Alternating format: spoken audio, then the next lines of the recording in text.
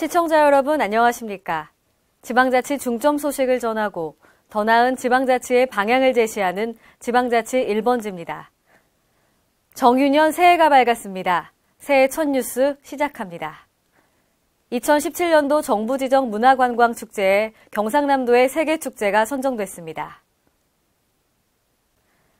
경남도 세계축제는 산청 한방약초축제가 최우수 축제로 선정됐고 통영 한삼 대첩축제가 우수축제로 밀양아리랑 대축제가 유망축제로 선정돼 국비 4억 9천만 원의 인센티브를 확보하게 됐습니다.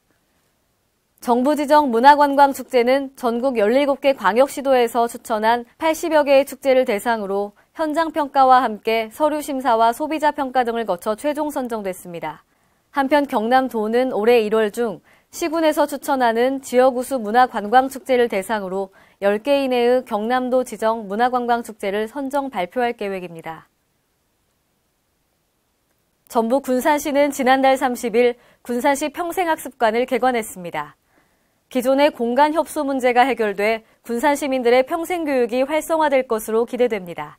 유희광 기자가 보도합니다.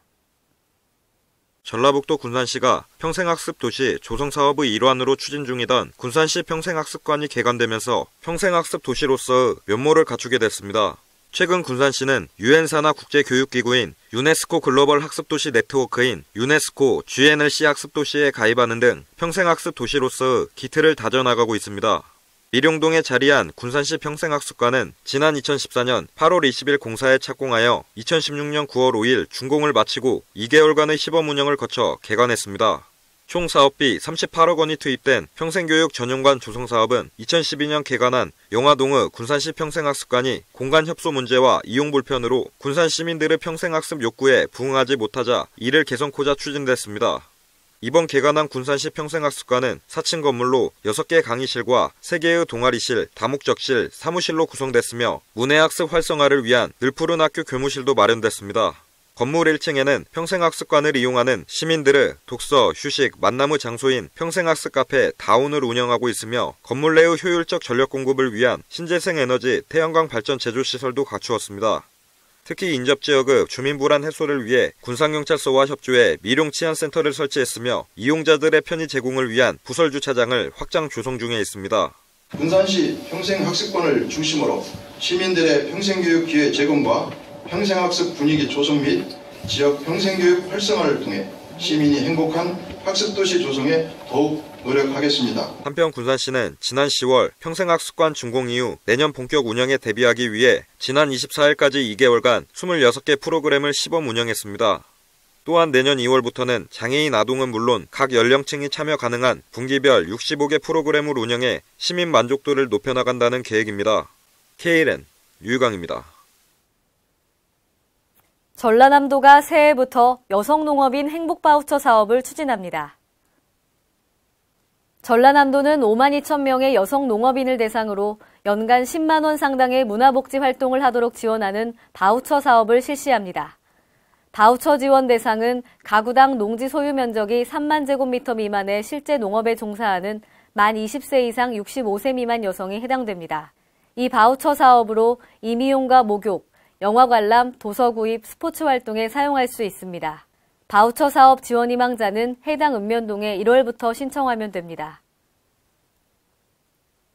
전주시의 남부시장 활성화 정책이 성공을 거뒀다는 평가가 지배적인데요. 정작 수십 년간 남부시장을 지켜온 토착 상인들은 외면받고 있는 실정입니다. 유희광 기자가 보도합니다. 전라북도 전주시가 남부시장에만 초점을 맞춘 전통시장 활성화 정책을 펼치면서 인근 변두리의 토착 상인들이 궁지로 내몰리고 있다는 지적이 제기되고 있습니다. 전주 남부시장에는 야시장과 청년몰이 형성되어 있어 매주 15,000여 명이 넘는 관광객들의 방문이 줄을 잇고 있습니다. 이에 전주시의 남부시장 활성화 정책이 성공을 거뒀다는 평가가 지배적이지만 일부 남부시장 상인들만 혜택을 누리고 있을 뿐 정작 오래전부터 남부시장을 지켜온 토착 상인들은 찬밥 신세를 겪고 있다고 말합니다. 야시장이 잘 되는가 안 되는가 이걸 보러 오면은 그때 사람이 많단 말이요.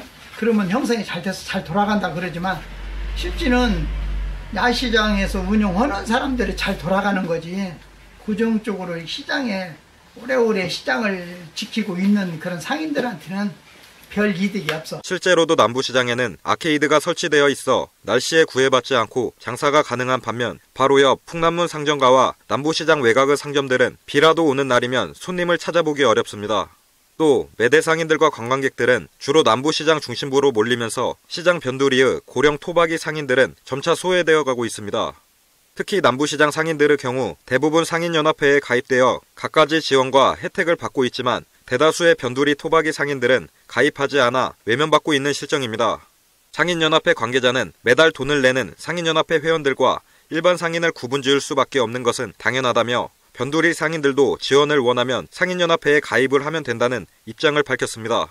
한편 일각에서는 전주시가 남부시장의 관광객 유입에만 초점을 맞추지 말고 수십 년간 시장의 뿌리를 내리고 시장을 지켜온 토착상인들을 보호해야 한다는 목소리가 이어지고 있습니다. KLN 유광입니다.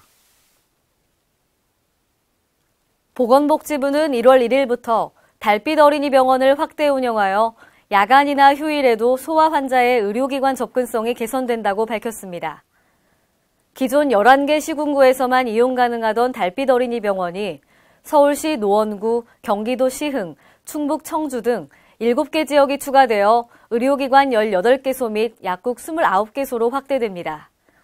아울러 올해부터 달빛 어린이 병원 참여를 원하는 의료기관은 언제든지 관할보건소에 달빛 어린이 병원 사업계획서를 제출하면 해당 시도에서 심사 후 지정받을 수 있습니다.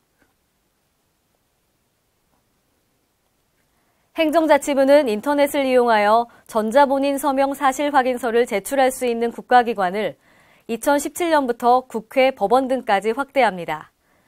이에 따라 앞으로는 법원에 부동산 등기를 할 때에도 전자본인 서명 확인서를 편리하게 이용할 수 있습니다. 행정자치부 지방행정실장은 이번 전자본인 서명 확인서 이용기관 확대로 민원인이 주민센터를 직접 방문하는 수고를 덜어 국민 편익이 증진되길 기대한다라고 말했습니다.